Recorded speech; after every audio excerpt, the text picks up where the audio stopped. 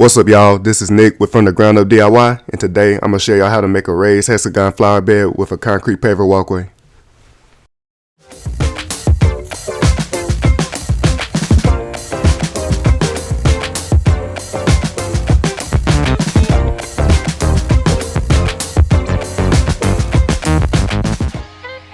So now that it's finally staying warm outside, my parents decided that they want to do a big makeover to the front yard. And as you can see here, this is what is currently in the front yard now. And this is an old flower bed that's been here for a couple of years, and it done had its time, so it's time for a new one. So we decided that we're going to take this old one up and build a new one that's more modern and just more appealing, and that'll make the front yard look so much better. To start this project off, I started by doing measurements of the old flower bed to determine how much lumber that I need to get, and after doing my measurements, I decided to get 6 2-inch by 6-inch by 8 feet pieces of pressure treated wood.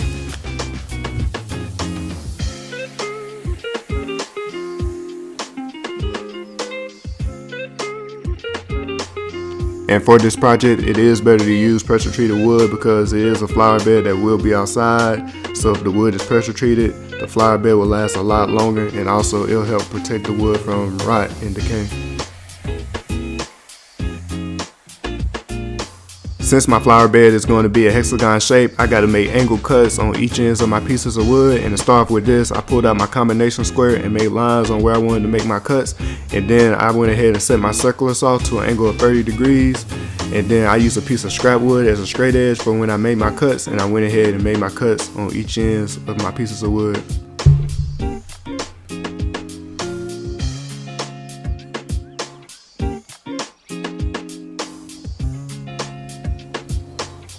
After doing a few cuts, I found it best that when you do the cuts, you want roots.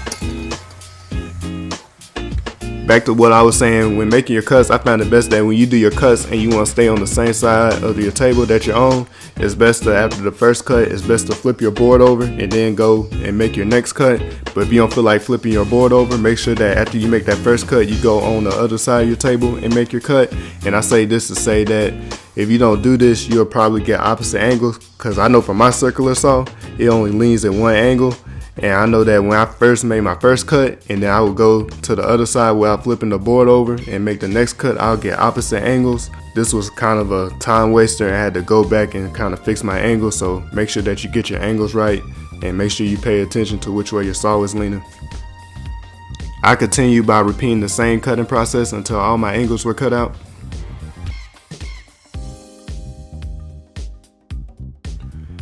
Now that all my wood is cut out, I went ahead and brought the wood with me to the front yard, and I went ahead and set it up just to see if the flower bed was going to be big enough. But then I ran into a little problem. The flower bed ended up being too big, as you can see here. And to fix this, I went ahead and got my boards and placed them against the old flower bed as a reference. And then I used my measuring tape to measure out the new length that I needed to cut my boards. And here are my new boards cut to the right length. So now that the wood is cut to the right size, I went ahead and grabbed some wood screws so that I could drill the boards into a hexagon shape. And when I first tried to do this by myself, I had problems with trying to keep the boards together. So to fix this, I had to go in the house real quick and grab my assistant, and I had her help me hold the boards together while I drilled everything in. And even while I was doing this, I still had problems with the boards shifting up and down, and this was due to the ground not being leveled. So to fix this, I had to move the flower bed closer to the shed on these concrete pavers. But even here, I still had problems with the board shifting up and down. So to fix this, I had to use a few pieces of scrap wood to put on each of the corners so that it can make the flower bed more level. And when I did this kind of helped fix the shifting, and I was able to get my boards drilled in evenly. And we just went ahead and did this on all the corners until we had the whole flower bed drilled together.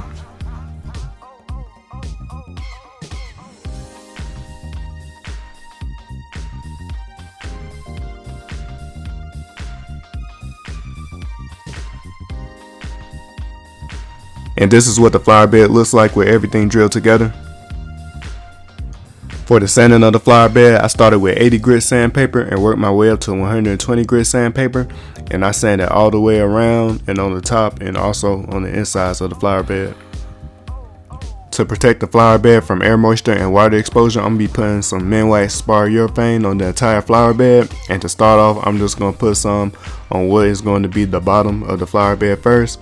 And I'm doing this because since this is going to be the bottom, it's going to be on the ground and there is no need of staining it. And for the rest of the flower bed, I plan on staining it, so I just decided to start off with just putting urethane on the bottom. In the meantime, while the urethane is drying, I went ahead and decided to go to the front yard and start digging up the old flower bed. We started by removing the old pavers from around the flower bed first, and then we went ahead and started tackling the inside. So now that the old flower bed is mostly cleared out and the urethane is finally dry, we went ahead and grabbed the new flower bed and brought it to the front yard and placed it where we wanted it to be. At first I was going to leave the azalea bushes in the flower bed, but seeing that they take up so much room, I decided to go ahead and take them on up. So before putting any topsoil inside the flower bed, I decided that I wanted to put some plastic down to help prevent any weeds from going up. And to do this, I just used some old plastic bags that I had laying around and had just cut them down to size and placed them inside the flower bed. And to secure the plastic bags to the ground, I just used some old leftover screws that I had laying around. I just used those and poked those through the plastic down into the ground on the edges of the flower bed. And to help promote drainage, I had used some scissors and had poked holes in the plastic, and I wasn't able to get any footage of this, but this will help water just drain throughout the flower bed. Now that the plastic is in place, we went ahead and poured topsoil inside the flower bed, and during this time I only had about 10 bags of topsoil, and this was only able to fill up about half of the flower bed. So later on I had to get about probably like 10 or 15 more bags, and I was able to fill the rest of it on up. Next, it's time to do one of my favorite things, which is staining. And to start off with the staining, I started with some Minwax pre-stain, and I just used my paintbrush and went all the way around the flower bed on the outside and on the inside as well. And after about 10 to 15 minutes, I used a rag and just wiped any excess stain that was still on the flower bed. For the wood stain, I decided to use Varathane Colonial Maple, and while staining, I decided to break it off into sections. So we first started with just doing two sides at first, staining those, and then letting it sit for about 10 to 15 minutes, and then wiping the excess stain off with a rag. And we just kept repeating this process until we was done on the outside, and then we just did the same thing on the inside.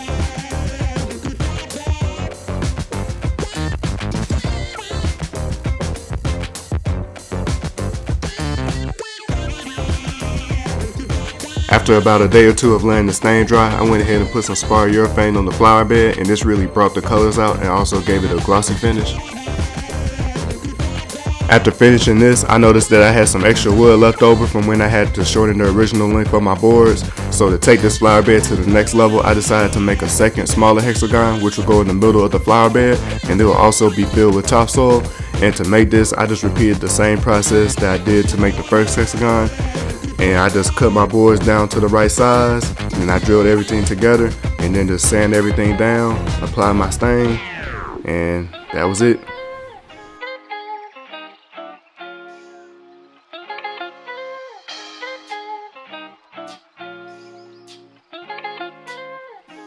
Before placing the smaller hexagon in the middle of the flower bed, we first put down some all-purpose gravel around the flower bed to help level the ground out.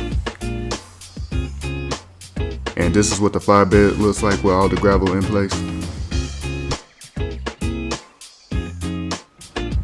After that, I went ahead and placed the smaller hexagon inside the middle of the flower bed, and it took me a little bit trying to get it adjusted and everything, but after a while I was able to get it the same orientation as the bigger hexagon. Now that the flower bed is now complete, it was time to go ahead and plant some flowers. And to start off, we first started by planting this beautiful hibiscus plant inside the middle of the flower bed in a smaller hexagon. And once that was in place, we went ahead and filled the smaller hexagon with topsoil. And for the bigger hexagon, we decided to plant a few petunias and also some impatiens. To enhance the appearance of the flower bed, I decided that I was going to make a concrete paver walkway to go around the flower bed, and to make this, I'm going to use the Quikcrete walk maker, which you can get from your local home improvement store. To start this off, I started by pouring one 80-pound bag of concrete mix into my wheelbarrow, And for my pavers, I decided that I wanted to do 2 different colors, which is terracotta and red. And since I want to do 2 different colors, I need to split my concrete into 2 different batches. And to do this, I decided to leave half of the concrete inside the wheelbarrow and just pour the other half inside my bucket.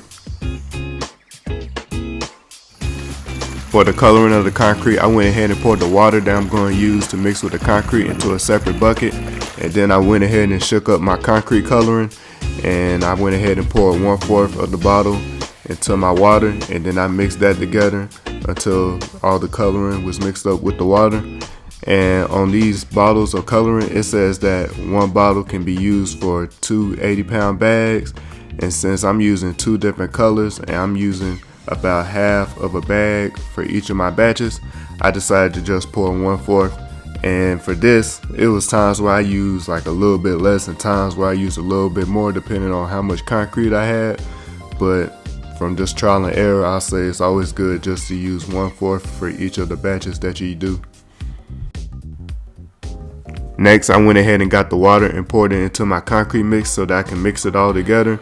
And for these batches, I'll say it's safe to pour about 1/2 of a gallon of water into the concrete mix. And as you can see right here, I put a little bit too much water, so I had to go back and put a little bit more concrete mix to get it to the right consistency. But like when you first do this, you're probably gonna mess up and you might have too much water or too much concrete mix, but whichever one you put too much of, just put some more of the other one to equal it out. But this is the consistency that you want once you're finished. I repeated the same process to make the second batch of concrete, which has the red coloring in it.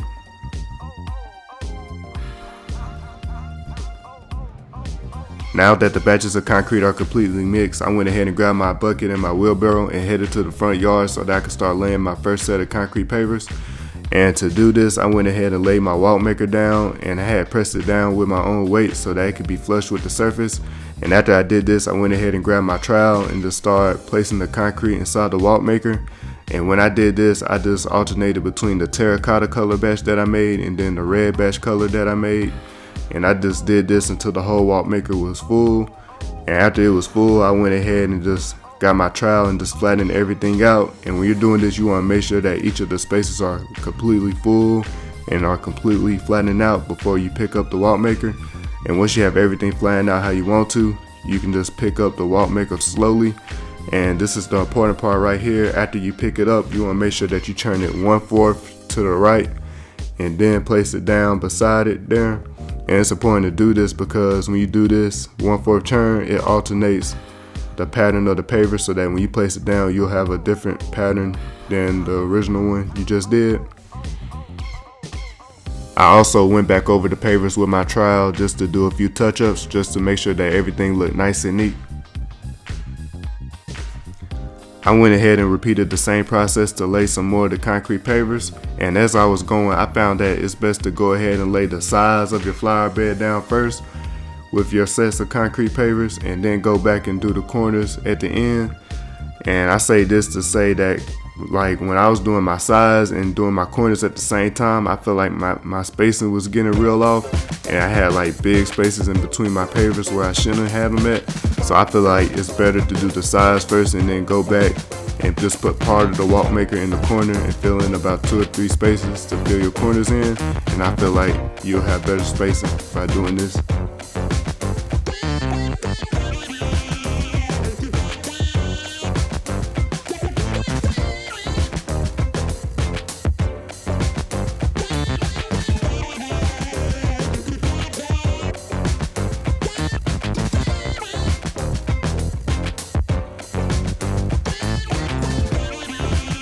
Since the spacing of my pavers was off like I said before, and also I had sets of pavers that were darker than other ones, so to fix all this, the spacing and the colors, I went ahead and moved some of the pavers around, and I mixed some of the darker ones with the lighter ones and the lighter ones with the darker ones. And I also made sure that I spaced each of the pavers evenly so that it can have a more uniform look all around. After that, I went ahead and laid the rest of the concrete pavers down until I had them all the way around the flower bed. After laying the concrete pavers, I noticed that some of the pavers were sticking up more than others. So to fix this, I used a 2x4 wrapped in a towel. And what I did was that I laid the 2x4 on top of my pavers and I just hammered them down against the ground. And I did this to make sure that all the pavers were even with each other and to also make sure that they were level. Now that the concrete pavers are all in place, it's time to go ahead and place the sand in between the pavers. But to prepare for this, I didn't want the sand to pour out the sides of the pavers when I poured the sand into the pavers. So to stop the sand from pouring out the sides, I decided to use some old pavers that I had and I put them around my new concrete pavers so that when I pour the sand, it won't seep out the sides. But something that you could use that's better than this is some paver edging. And I didn't know about the paver edging until once I was all done with the project. But with the paver edging, you could really use the paver edging to go ahead and make the shape that you want the pavers to be in. And then you can go ahead and place your pavers down. And also with this edging, it'll be on the sides of the pavers so that when you pour the sand, won't no sand seep out the sides. So make sure you guys go get some paver edging. The sand I use to fill my paver joints is the Sakrete paver set polymeric sand, and what's so special about this sand is that it has special bonding compounds which makes the sand hard once you pour water on it, and it kind of acts like mortar in a way, but it's just sand. And also this sand will help prevent weeds from growing inside your pavers. We use a bowl to pour the polymeric sand in between the paver joints, and we did this to make sure that we didn't waste any sand on the edges. And once the joints were all the way filled up, I used my broom to sweep across the pavers, and we kept on doing this process until we went all the way around the flower bed. At the time, I only had 2 containers of polymeric sand, and I thought this was going to be enough to finish all my pavers, but as you can see, it wasn't. So I ended up having to make a trip back to my local home improvement store to pick up 2 more containers of sand. So I suggest that if your joint spacing is between, I'll say 3 to 4 inches, I recommend that you doubling up on your sand so you won't have to make as many trips back and forth to the store. For the compaction of my pavers, I went ahead and used that same 2x4 that I had wrapped with the towel. I went ahead and laid that down on my pavers and went hammering down over all my pavers. And I did it this time so that it could spread the sand evenly between my pavers. And what most people do is usually get a plate compactor. But since I didn't have that many pavers, I didn't see the point of getting one, so I decided just to stick with the old school way. But you can choose which one you want. But the plate compactor, it'll probably do a better job, but it's all up to you. After that, we went ahead and gave the pavers one last good sweep before spraying the water on. And I also went back with a little paintbrush and went over each individual paver trying to get the little pieces of sand off. And it's important to do this because once you spray the water on there, the sand is going to harden. And that includes the pieces of sand that's on top of the pavers. So you want to make sure that you do a real good job of sweeping the pavers off. I use my water hose to spray water over the pavers so that I could lock the sand in. And when doing this, you want to make sure that you don't spray too much water and you also don't want to spray too little. So when spraying, you want to look to see if the water is absorbing in the sand. And when you see the water start puddling up over your joints, that's when you want to stop. I noticed that after spraying the water over my pavers, I noticed that on some of the pavers I had small spots of white film, and after reading the directions on the polymeric sand, it said that after spraying, if you see these little spots of white film, they can actually stain your pavers. So after you spray, you want to make sure that you use a towel and gently wipe over your pavers to remove this white film so that your pavers won't get stained. I let the sand harden for a few days, then after that I went ahead and removed the old pavers from around the new pavers. Since I didn't use any paver edging, the edges of my pavers came out looking jagged, and to fix this, I pulled out my wallet and pulled out an old Frankie's game card that I had. And y'all know these cards, the cards you put money on to play games and ride on the rides, stuff like that. And I tried to use this to straighten up the edges, but it was hard for me to do it since the sand had hardened up. And while I was doing this, the spider decided to roll up on me, so I had to take a quick little break to get him off the scene.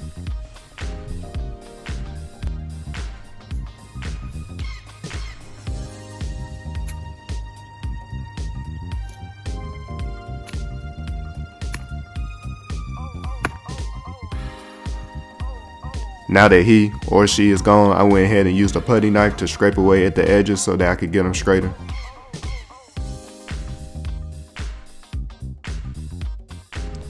To prepare sealing the concrete pavers, I went ahead and pulled out my shop vac, and I also used a wet towel just to wipe down the surface of each of the pavers. And then I went ahead and just vacuum out the joints in between the pavers, because I know recently the lawn was mowed and it was like a lot of grass and stuff on the pavers, so I wanted to make sure that they were all clean before I put any sealer on. The sealer that I'm going to be using on the concrete pavers is the Behr Premium Wet Look Sealer. With this sealer, you don't have to mix it with anything. The only thing I did is just pour some inside my sprayer, and then I went ahead and sprayed the concrete pavers. And after each spray, I made sure that I went back over it with my paintbrush so that I can have a nice clean finish. And I repeated this process until I got all the way around the flower bed.